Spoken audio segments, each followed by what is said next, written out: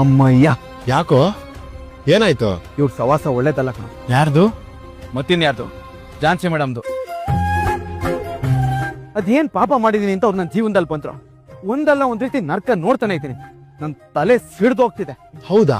ಮುತ್ಕೊಟ್ರೆ ತಲೆ ತಣ್ಣಗಾಗ್ಬೇಕಲ್ಲ, ಅದ್ಬಿಟ್ಟು ಸಿಡಿತಿದ್ಯಾ? ಏನು?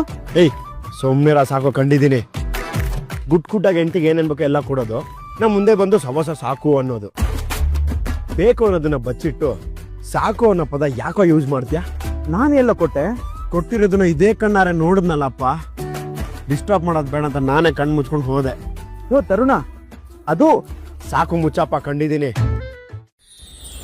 ಯಜಮಾನ